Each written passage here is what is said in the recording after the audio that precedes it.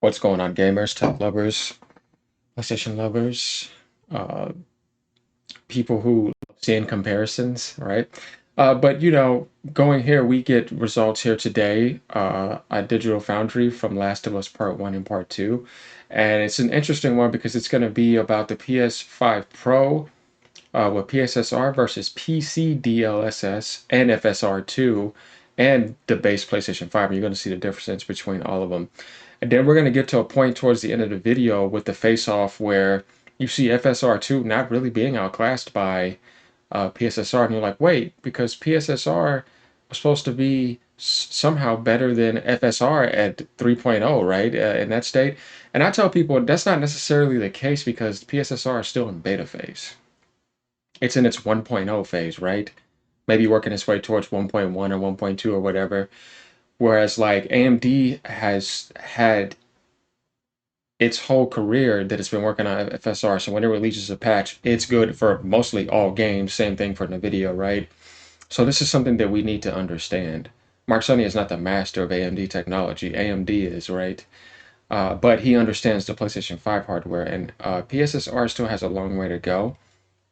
And it may, if it was used in its full capabilities and fully optimized, obviously be better than FSR2. I mean, but the reason why we're seeing FSR2 is because the Last of Us game, Part 1, was available, in 2013, and then they made a remastered version, and that was the build that was available at the time. They're not going to go back and integrate it for FSR 3.1, which recently just came out. So obviously DLSS is superior.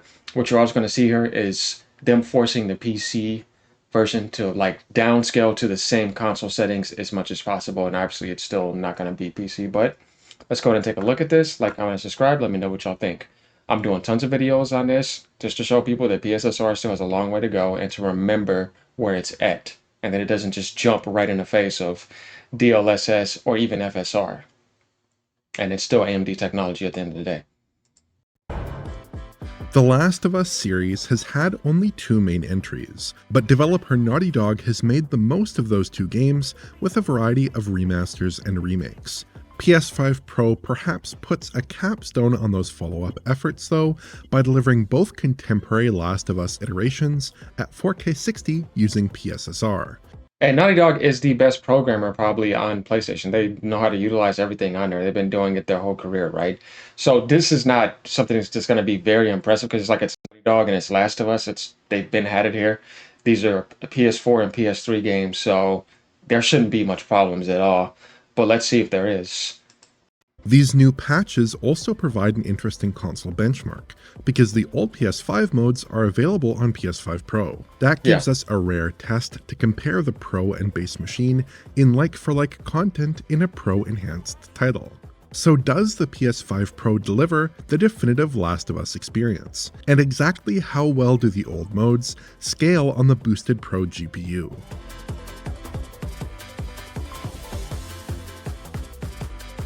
The PS5 Pro offers just one new visual mode across both Last of Us games. That's all it needs. A new Pro option, in addition to the old performance and fidelity modes. This Pro mode renders at 1440p like the old performance mode, but upscales the image to 4K using PSSR. Other visual settings appear unchanged. Relative to the performance mode, there's a pretty substantial visual improvement. In stills, the image has a compelling combination of enhanced image detail and more effective anti-aliasing. Yeah, you can definitely see that it's more clear here, and you can actually see it, you know what I mean? There's definitely a clear difference here. It's definitely better. Which you would expect if you're upgrading your PC, right? It's like, of course, things are going to improve better. But will there be any issues? And so far, this, to me, should happen, on like your trademark mascot game. Producing a substantially better image on a 4K display. We see the biggest improvement on foliage, which appears more natural and clean. There's a pretty generous helping of post-process sharpening on the base machine, which appears much more subdued or possibly even absent on the Pro. It's definitely a change for the better in this case, giving grass a smooth appearance without edge rigging. The differences are especially obvious in motion. Moving forward through these scenes, notice how the foliage appears much clearer, with the base machine having a noisy, undersampled look in comparison. Yeah. The Pro tends to deliver somewhat less sterling results on thin geometry, but it's usually similar to or better than the base machine. I also prefer the Pro rendition of screen space reflections.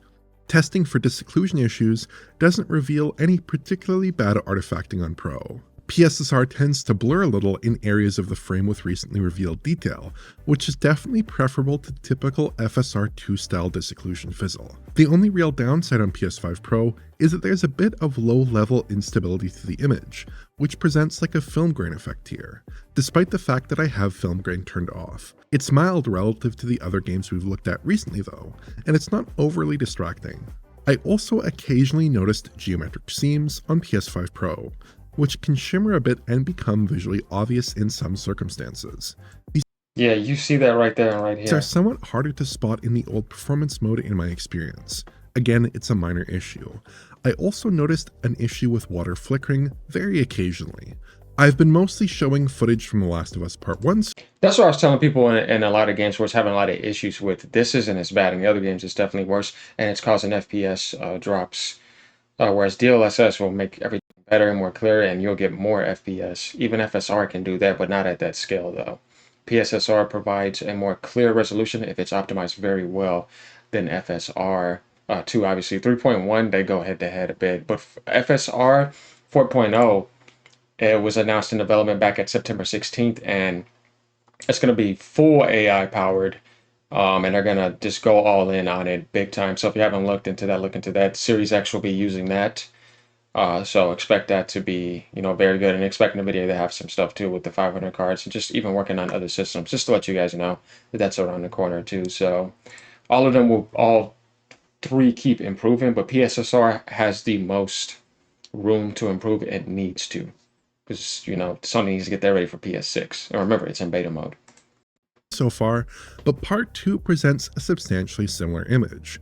PSSR behaves similarly in both games, so the visual outcomes relative to performance mode are about the same. The pre-release footage of the game we captured on a dev kit last month, and the actual final release look very similar as well, so there don't seem to be any large changes there. The biggest image quality difference between the games doesn't have anything to do with the new Pro modes. The old performance and fidelity modes have more aggressive sharpening in Part 1 than Part 2 for some reason, but the Pro modes appear similarly sharp across both games. There's also an issue on PS5 Pro with the shadow maps in at least one part of The Last of Us Part 2.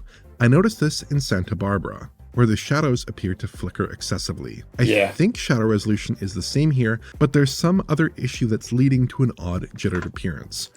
Yeah, you could see that right there, like it flickers. I wasn't able to spot this problem elsewhere though. Conquering the old native 4K fidelity mode proves a bit tougher for the Pro. The fidelity... So that's what I was trying to tell you guys. It's not because they're not good at programming. We see this in a lot of games, and it's bad sometimes to get games like Silent Hill 2, Alan Wake 2, and then we saw GT7 have some issues too, and then there's other issues too where they're getting FPS drops with that. And a lot of people were trying to think that it has something to do with the developers, and then now you see Naughty Dog is having issues with that, though they pretty much have their game mastered, and there's not a huge improvement to really add in. And we see it even happening here, though they've done everything right. And that's what I'm trying to tell you guys. It's the PSSR. So that's something that needs to be understood. There's a lot of work that still needs to be done with it. And you don't just release something and say it's better than FSR 3.1 and it's, close to DLSS. Not really. It has a lot of work to do. Mode tends to handle thin geometry a bit more adeptly, with less obvious aliasing artifacts on the boat here, but I sometimes actually prefer the foliage on the Pro in motion.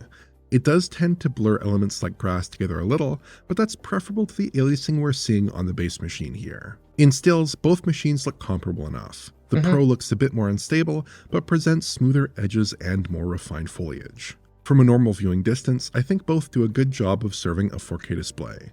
On the whole, I'd probably slightly edge towards the old fidelity mode in image quality terms, but the two are close. Of course, the more important comparison is to the old performance mode, which targets the same 60 FPS update. So it's not blowing away the PlayStation 5 on Last of Us 2, you see that. When it comes to part one, Performance is fairly it's an old game. straightforward here, with these games operating with VSync on PS5 Pro, because they mostly hit their performance targets perfectly. The Pro mode and the Performance mode run at 60 FPS, and the Fidelity mode runs at 30 FPS at 60Hz output, or 40 FPS at 120Hz output when the unlocked toggle is turned on. That's weird. I did notice a couple of exceptions in the new Pro mode, in known trouble spots in The Last of Us Part 1, but elsewhere the game hit a locked 60. Comparisons suggest the performance and fidelity modes on Pro are identical to their counterparts on the base PS5, so the stable performance there is to be expected. The fidelity modes still run at 4K, while the performance mode is still 1440p, so neither stresses the Pro too hard at their framerate targets.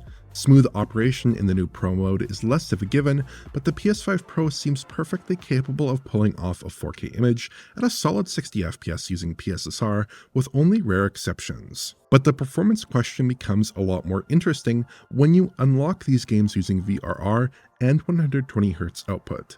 Now watch when they do PSSR later on. This is just without that. We see elevated frame rates across both PS5 and PS5 Pro consoles, but the Pro runs substantially faster using the same modes. At most, we get about a 25 FPS advantage on the Pro machine, which translates to about a 29% framerate improvement in this scene. It's even enough to push the Pro to 120 FPS in some content. The framerate readouts here are directly filmed off my TV, as we can't directly capture VRR content with accurate framerate readings. Of course, we don't know the extent to which the game may be CPU limited in some scenarios, but it's still an interesting data point on Pro performance. I did notice that Part 2 tends to run a little faster than Part 1, which makes sense given that it was originally built for PS4 consoles. The PS5 performance versus Pro mode comparison is also somewhat illuminating. The PS5 Pro runs with its various enhancements at a very similar framerate to the base machine in performance mode, suggesting that the extra GPU time is basically tapped out. Sometimes it actually runs slightly slower than the base PS5. High-res post-processing and PSSR seem to eat up just about all of the additional performance margin on Pro. So you see what he's saying there is that you have performance mode, but in the Pro mode you're using more GPU power and using PSSR, and obviously you get better visuals, but it's not going to still get better frames. That's when you would say that PSSR is now, performing better than FSR, like easily. Not like way better, but it's a noticeable jump. And then you're like, okay, now it's starting to like get into the range of DLSS, because DLSS would do all this and give you like 25 extra frames, 30 frames, you know what I mean? But this is still good to know that it's in work and it's only going to get better over time. So that's kind of like the point of this. If we compare the PS5 Pro in its performance and Pro modes, we see that there's typically about a 3 to 3.5 millisecond gap in frame times between the two modes, giving us a rough idea of how expensive the PSSR upscale process with upgraded post-processing may be. It's not terribly costly, all things considered, but the Pro hardware is running a little behind expectations in this title. Of course, these are just patches for two older games that may be on old SDKs. It's entirely possible that a new game built with the Pro in mind may get a greater frame time improvement, especially if it happens to use ray tracing. I would compare the fidelity modes as well, but because of low framerate compensation, the refresh rate readings are inaccurate. Judged by eye, I would expect that the framerate uplift is probably comparable to the performance mode, with 50 to 60 FPS gameplay fairly common now. Lastly, I wanted to quickly evaluate PSSR versus FSR and DLSS in The Last of Us Part 1. I'm using FSR2 and DLSS with the sharpening sliders set to their lowest values because I think PS5 Pro is operating with minimal or absent post-process sharpening, and I've dialed the PC to our PS5 equivalent settings. FSR actually fares pretty well against PSSR at rest. Here, FSR delivers a more stable image than PSSR, and Did you see what he just said? That's FSR2. We're like, okay, so I told you about 4.0 coming out next year. We're at 3.1 today. That was back in June 22nd. FSR 2.0. That was in 2022 when that came out. Just, give you guys some updates and highlights. it looks slightly sharper. In motion though, FSR tends to alias somewhat more on foliage, and perhaps a little more on fine geometry. PSSR's noise makes the comparison fairly equal overall. PSSR does a pretty solid job of minimizing disocclusion issues though, which are a bit of an FSR pain point. Plus, PSSR is sharper in motion, which is a common feature of PSSR implementations. Yeah, it's a little Overall, bit sharper. I think FSR fares fine here, and I'm a little surprised it didn't make an appearance in the PS5 version of The Last of Us Part 2. Yeah. But I'd probably give the nod to Sony's new Upscaler. DLSS does feel a few steps ahead in terms of image stability though. At rest, it's basically faultless, and it still looks smooth when moving through a scene or swinging a punch. Even the performance mode scores a superior result here, exhibiting fairly minimal aliasing across a range. So you see it's not blowing it away. The one substantial compromise with DLSS is that image clarity takes a hit in motion relative to PSSR. And that's 2022. Sony's solution does a good job of maintaining image detail with the camera moving. Clarity at rest is similar though, which is when image detail differences are more noticeable. DLSS is clearly the better solution here in quality mode, yeah, of course. But it's surprising just how good performance mode looks when paired against PSSR, even with a big pixel count disadvantage. So think about this, they're downscaling the DLSS too. We're not even talking about frame generation, we're just doing that with equal PlayStation 5 settings. But is that going to be the case for PC? No, you have the choice to say, man, I'm not doing that, you know what I mean? I can play on way better settings, I have a better CPU, I have a better RAM, and I can do that anytime I want. I can have a better GPU, I can turn on frame generations, I can mess around with the video settings. It's just going to blow it away, you know, and you're going to get higher FPS. But it gets to the point too, when it comes to like older games, it's like, if I'm playing the game at like, you know, 4K, 80 frames per second, if I can get that on console, I mean, you know what I mean? At that point, it's like, everything is like really good. But this is just like showing you the math. Like, it would be one of those situations like, this game just came out, man, I'm only getting 39 on the Pro. But with my DLSS on NVIDIA and frame generation running almost similar settings, I'm getting like 62, 63 here. That's where that 20 to 25 frames will matter in these games coming right now, not older games. Just so people can understand how things really work here. Sony's upsampler isn't at this level, but if it can get there in the future, that could free up a lot of GPU time for other purposes. The PS5 Pro patches for the two contemporary Last of Us titles are successful. Naughty Dog has delivered on the PS5 Pro promise here by essentially delivering a solid 4K 60 visual mode in both games. That's expected. Plus, the FPS boost with unlocked frame rates is substantial relative to the base console, with frame rates often in excess of 100 FPS with the performance preset. PSSR acquits itself fairly well in these games, for a few reasons I think. They're running at a high resolution, have a good frame rate, use high-res post-processing, and rely heavily on light maps. So that's pretty much it. The rest of this is just a little bit extra details. You guys kind of get the idea now. This would be like the best example of what it's capable of doing on maybe a game that it could be doing very well on. And this is just an older game, right? We need to test the waters on new and upcoming games coming out, and we've seen that. It's nowhere near as good as this. But this is an idea of somebody utilizing and are masters of the PlayStation device like Naughty Dog. But then we still see an FSR2 build on PC is scaled down, still performing better. PC just has a much better advantage. They don't use APU. The cards are full cards. The CPU is a full CPU. The RAM is a full CPU. What I mean by that, it's not bunched together like an APU unit on a console, using lesser watts. The PC gives the card a full build and and it's used at 100% full advantage with all the watts that is needed. On consoles you can't do that, so it's kind of closer to like a hybrid mobile build. So it will always be much more powerful on a PC just for that reason. So like, comment, subscribe, let me know what you guys think. All right, y'all, glad to do this. I'll be bringing you more. Peace out.